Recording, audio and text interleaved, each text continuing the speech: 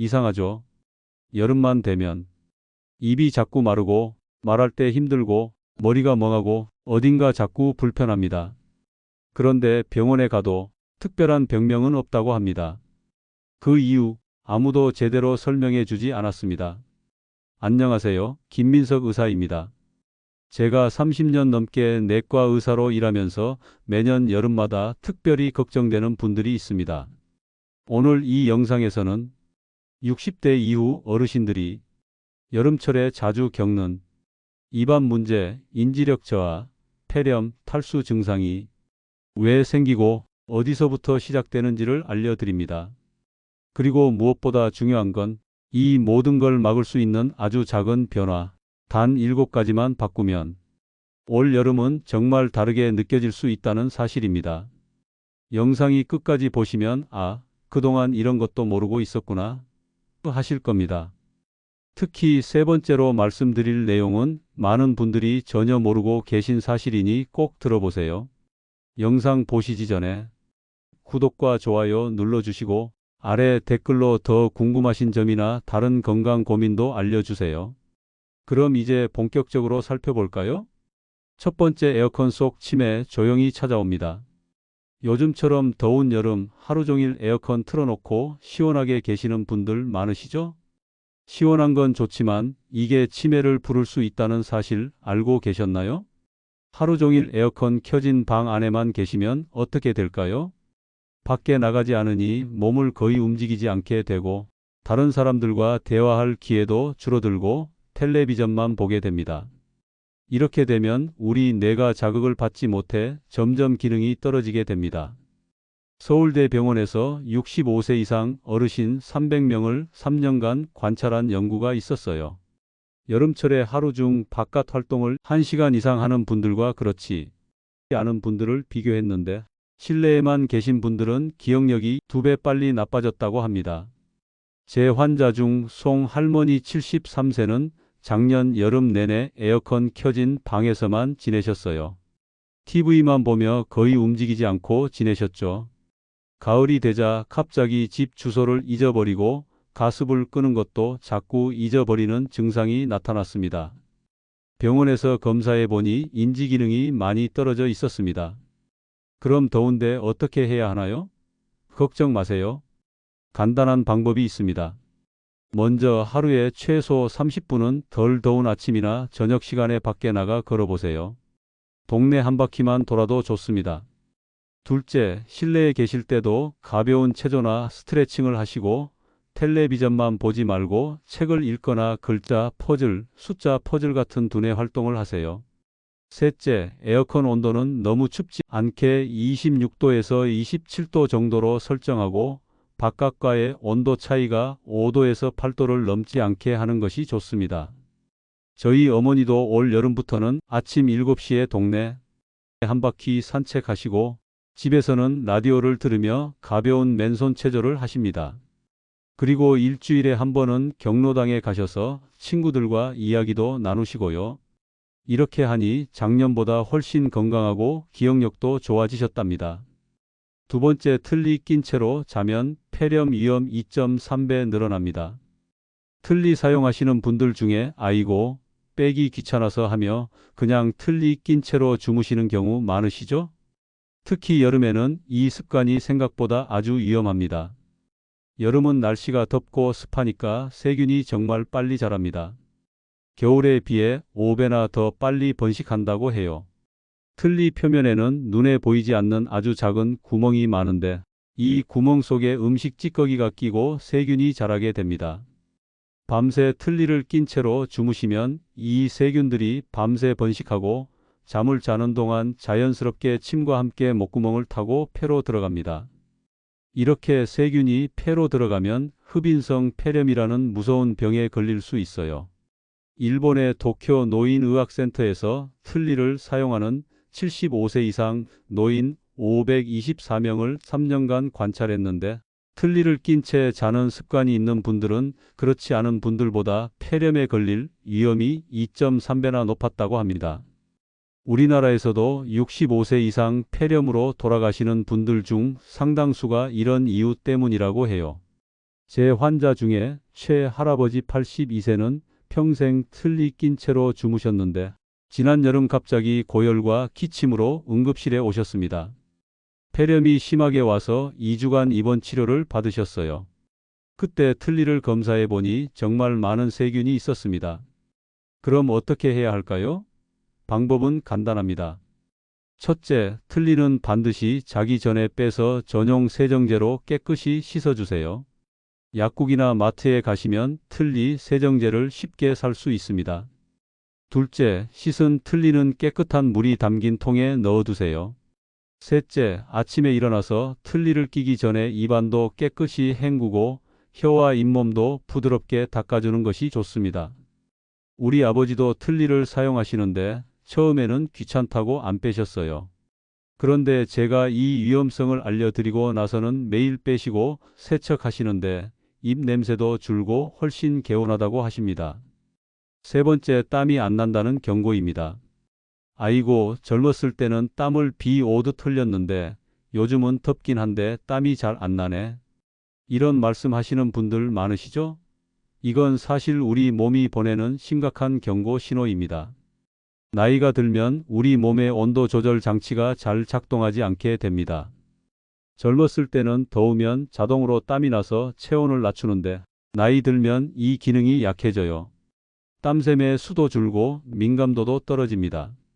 더워도 땀이 안 난다는 것은 체온이 높아져도 몸이 제대로 대응을 못한다는 뜻입니다. 이런 상태로 더위에 오래 노출되면 체온이 계속 올라가 열사병이나 일사병에 걸릴 수 있어요. 심하면 의식을 잃거나 생명이 위험할 수도 있습니다. 특히 땀이 적게 나는 어르신일수록 체온 상승 속도가 더 빨라서 위험합니다. 국내 한 대학병원 응급의학과 조사에 따르면 여름철 열사병으로 응급실에 온 70세 이상 환자의 82%가 평소보다 땀이 적게 났다고 말씀하셨대요. 제 환자 박 할머니 76세는 작년 여름 땀이 잘 안 난다며 걱정하셨는데도 계속 밖에서 활동하셨어요. 결국 한낮에 쓰러져 응급실에 오셨는데 체온이 40도까지 올라가 있었습니다. 다행히 빨리 치료받아 회복하셨지만 정말 위험한 순간이었어요. 그럼 어떻게 해야 할까요? 첫째, 땀이 잘 안 나신다면 더위에 오래 노출되지 마세요. 특히 오전 11시부터 오후 4시 사이에는 가능한 시원한 실내에 계시는 것이 좋습니다. 둘째, 갈증을 느끼지 않더라도 2시간마다 한 컵씩 물을 마시는 습관을 들이세요. 물병을 옆에 두고 주기적으로 마시면 좋습니다. 셋째, 창문을 열어 환기하면서 선풍기나 에어컨을 함께 사용해 실내 온도를 28도 이하로 유지하세요. 우리 동네 이 할아버지 81세는 땀이 잘 안 나셔서 여름에 항상 물병을 허리에 차고 다니세요. 2시간마다 알람을 맞춰놓고 물을 마시고 더운 시간에는 경로당이나 폭지관 같은 시원한 곳에서 지내신대요. 그렇게 하니 지난 몇 년간 한 번도 더위 때문에 아프지 않으셨다고 합니다. 네 번째, 아침 공복 산책, 심장마비 부릅니다.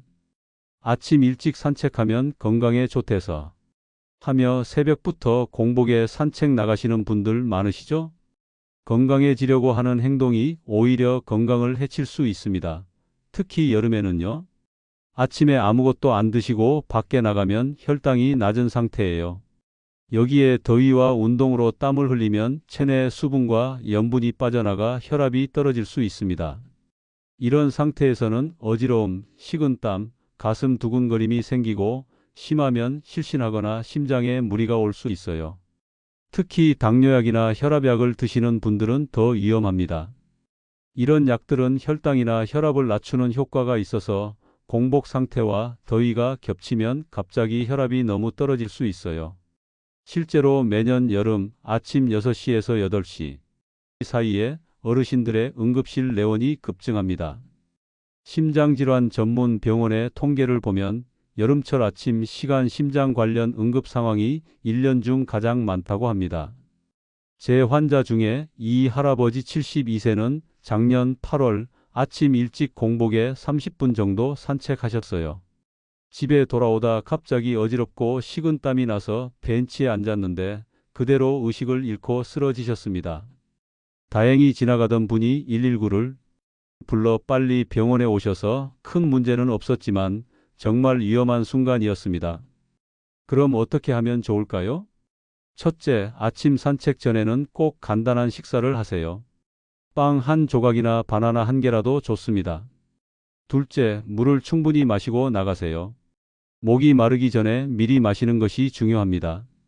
셋째, 무더위 경보가 있는 날일 최고 기온 33도 이상에는 실내에서 가볍게 걷는 것으로 대체하세요. 넷째, 가장 좋은 산책 시간은 오전 9시에서 10시 또는 저녁 6시에서 7시입니다.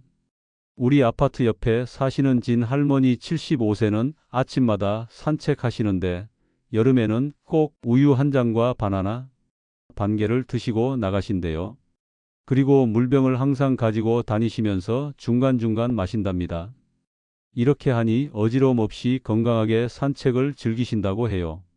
다섯 번째, 밤늦은 샤워가 심장에 치명적입니다. 더운 여름날 잠들기 전 시원한 샤워는 정말 기분 좋은 일이죠? 특히 땀을 많이 흘린 날에는 자기 전에 샤워하고 싶은 마음 충분히 이해합니다.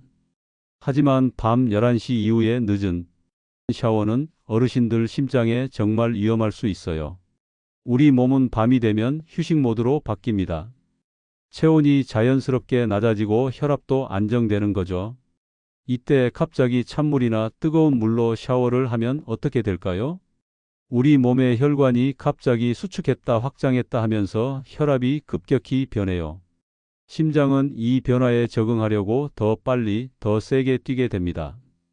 특히 밤 11시 이후에는 우리 몸이 깊은 휴식 준비를 하는 시간이라 이런 갑작스러운 자극에 더 민감하게 반응합니다. 마치 깊이 잠든 사람을 갑자기 흔들어 깨우는 것처럼 심장에 큰 충격이 될 수 있어요. 순천향대학교 병원에서 3년간 심장 관련 응급환자 1200명을 분석한 연구가 있었어요.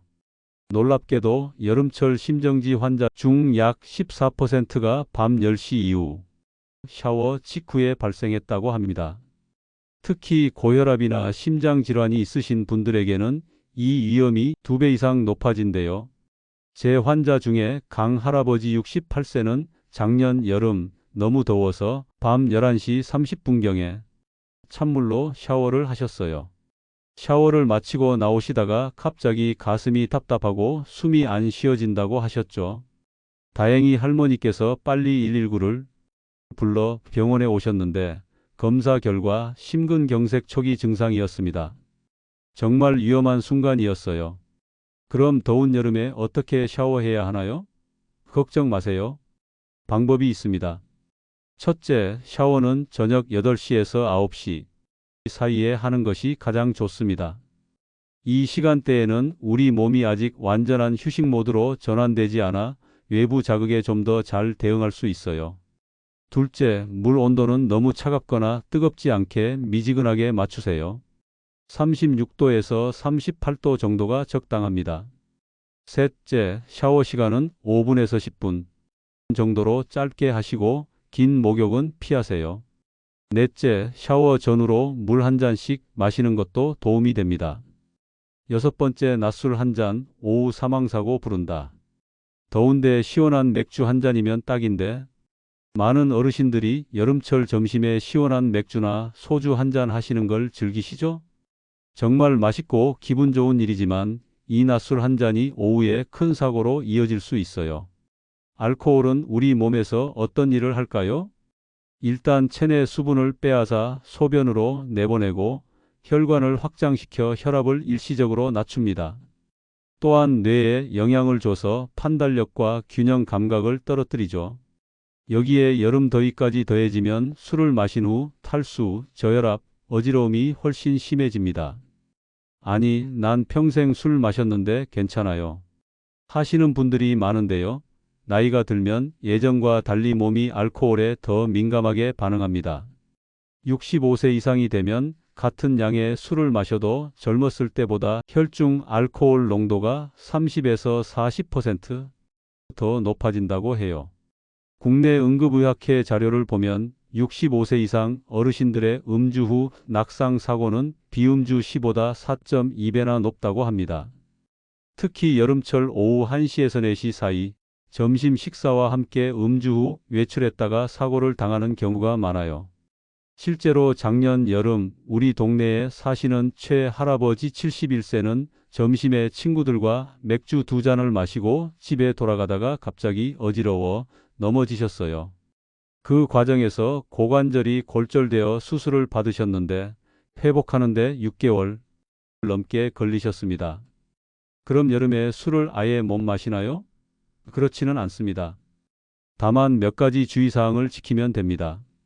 첫째, 여름철에는 술량을 평소의 절반으로 줄이세요. 둘째, 술을 마실 때는 물을 많이 함께 마셔야 합니다. 술 한 잔에 물 한 잔 정도가 좋아요. 셋째, 술을 마신 후 3시간 이내에는 더운 곳에 나가지 마세요. 넷째, 특히 점심에 술을 마셨다면 오후에는 반드시 실내에서 쉬는 것이 좋습니다. 우리 동네 친구들과 가끔 점심에 만나시는 이 할아버지 75세는 여름철에는 맥주 반 잔만 마시고 나머지는 물로 대체한다는 본인만의 규칙을 만드셨대요. 그리고 꼭 많은 안주와 물을 함께 드신다고 합니다. 술 마신 날은 집에서 에어컨 틀고 쉬시고요. 그 후로는 어지러움이나 사고가 줄었다고 하십니다. 7번째, 방충망 닫고 창문 안 연집, 질식 위험이 있습니다. 밖에는 모기랑 벌레가 많아서 하며 여름에 방충망만 닫고 창문을 열지 않거나 에어컨만 틀고 환기를 안 하시는 분들 많으시죠? 시원하고 벌레 없는 집이 좋지만 이게 심각한 공기 오염으로 이어질 수 있어요. 여름철 실내에는 이산화탄소, 곰팡이 포자, 미세먼지가 빠르게 쌓입니다. 특히 습도가 높은 여름에는 곰팡이가 빨리 자라는데 이 곰팡이 포자가 호흡기 질환을 일으킬 수 있어요.